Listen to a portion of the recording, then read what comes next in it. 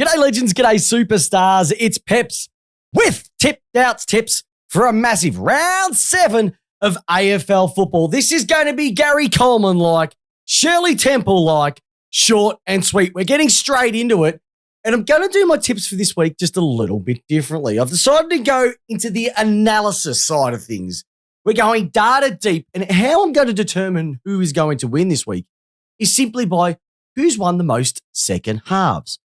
So it's going to be breaking down from a statistical analysis that teams that tend to win more games have more superior second halves. And so what I'm going to do is I'm going to be picking my selections based off that. And it all kicks off tomorrow night. St Kilda versus Port Adelaide, 7:50 p.m. at Marvel Stadium. St Kilda have been in sensational form. Port Adelaide have been in great form. But when it comes down to the second half breakdown, it's simply this. St Kilda have won 4 second halves. Port Adelaide have won more second halves. But because we're going by who's higher on the ladder, we're going to go with St Kilda at Marvel Stadium. I'm going to go by 3 goals, and I reckon it's going to be a belter. All right, Saturday, 1:45 p.m. Brisbane Lions versus the Fremantle Shockers. Lions have been roaring through the AFL this year. Fremantle have been absolutely woeful. And that saying, when we look at the breakdown, it is actually the Brisbane Lions sitting behind the Fremantle Dockers in the number of second halves won. But we're going from a percentage perspective, and that means that it has to be Brisbane by about 10 goals. And I think they'll get that streak back quite easily. Battle of the Bridge is over at the SCG, 2:10 p.m. The Sydney Swans versus GWS. One team was sensational last week, and the other one was Sydney. Sydney have been absolutely atrocious against Geelong at GMHBA. And let's be honest, who hasn't been crap down there over the years? GWS played some pretty good footy over the last couple of weeks. Yet, if we look at who has got the most second halves won, it simply is the GWS Giants. They're going by percentage. I'm taking GWS in an upset in the Battle of the Bridge. I'm going by less than 2 goals. Western Bulldogs versus Hawthorn at Marvel Stadium. Both teams had a win last week. Western Bulldogs were brilliant against the Dockers over there in Perth. Hawthorn, I did get this wrong, lost by only 2 points, but they would have had a win with their supporters in the effort that they showed. And if we go to who's won the second halves, it's simply going to be, looking at this, the Western Bulldogs have won 3 of their second halves. Hawthorn have only won 1, and that means the Doggies will win this one and win it quite convincingly. I will say 4 goals. It could be up to 8. You just never know. 7:25 p.m. MCG, the Melbourne Footy Club, my boys, versus the North Melbourne Kangaroos.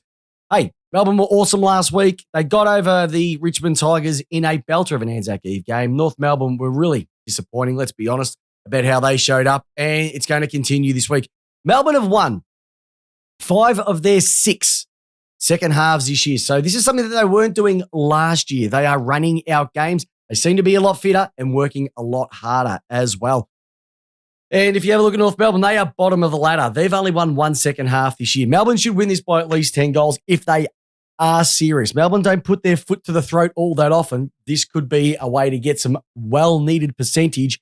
And with games against North Melbourne, Hawthorn, and Gold Coast coming up, it can be an opportunity to really cement a top 4 spot leading into the back half of the season. All right, we've got one more game on Saturday night, 7:30 p.m. West Coast Eagles, the Wet Toast versus Carlton. Geez, who's been worse this year?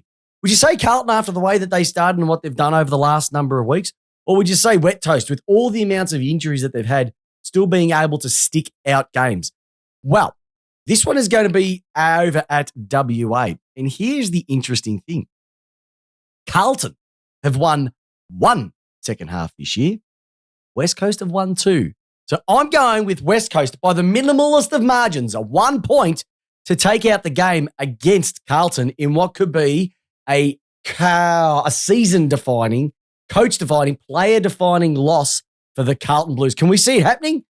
We just don't know.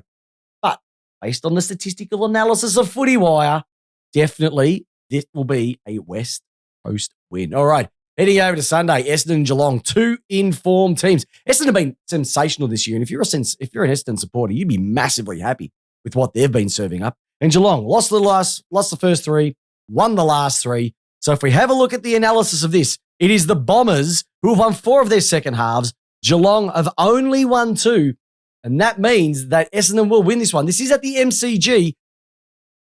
The only thing that I can see being an issue for Geelong not winning this, the reason why Essendon should not win this is because they've only got that 5-day break from Anzac Day over to Geelong on the Sunday afternoon. So there could be some fatigue kicking in. So that could be the anomaly in this breakdown. So from a statistical perspective, Essendon should win this one. But I think Geelong will, just by having those extra few days of rest and relaxation. All right. Geelong versus Essendon will be a belter, but will also be a belter is this game, Richmond versus the Gold Coast Football Club. Marvel Stadium, the traditional home for these two teams. And look, I think there'll be more support staff working in the snack bars and on the gates than actual supporters for both teams will be turning up. Richmond supporters hate Marvel, and nobody visits Gold Coast unless it's in the Gold Coast. Let's break down the analysis of these two teams. If you have a look at this, they both sit on 2 and 4. But then if you go by the number of points scored versus the points against, Gold Coast are in front from a percentage perspective. So that means Gold Coast will win this one, and they'll only win it by less than a goal. The other thing with this also is having Tuke Miller will make it a little bit difficult for Gold Coast, but I do think Rowell, I do think Anderson, and I do think having a massive in Ben King getting into a bit of form last week. Sexton is back in as well too. I think they'll get the chocolates, and I think they'll do it. All right, last but not least, Collingwood have played in the last game for the last 3 weeks, and are they doing a cracking job of just getting people to tune on their TVs and watch them play? They're playing some sensational football, arguably against the best forward line in the league. And it's Sunday, 4:40 p.m.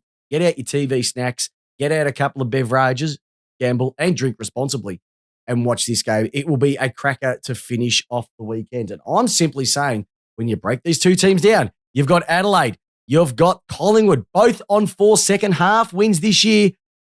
But the Adelaide Crows have actually drawn one as well, thus having a higher percentage, and thus the reason why they'll win this one. It is at the Adelaide Oval, home ground advantage. Collingwood will lose their second game of the year. Adelaide will be bursting at the seams if that one goes across, because if that happens, we could see some major changes for the ladder by the end of round 7. Rightio. Couple of things I just need to let you know about. Now, if you want some statistical analysis, Footy Wire is an awesome site. Another one that I get a lot of my stats from is WheelEO, WheelEOratings.com. Get onto that. They are an absolute cracker as well. They do footy, they do tennis, they do NBL, and they also do WTA tennis as well too. So want to know anything statistically related, get onto those two sites. They are magnificent. I'll be having my first co-host with the most. It won't be the J-Dog, but it is going to be someone special joining me Tuesday night. So it will be me and a special co-host. I've had him as one of my, I'll put it this way, he has been one of my hosts during the season this year when we did our season preview. So one of those lucky people are going to be joining me Tuesday night, 8 p.m. on our Facebook page, streaming live on YouTube as well for this week's Lace Out. So there's my tips for Tipped Out this week. Round 7 of AFL action. I'm Peps. Good luck to your team. Hopefully they win. And remember, it's Tipped Out. That's how you want your footy tips. Take care. Have a great weekend.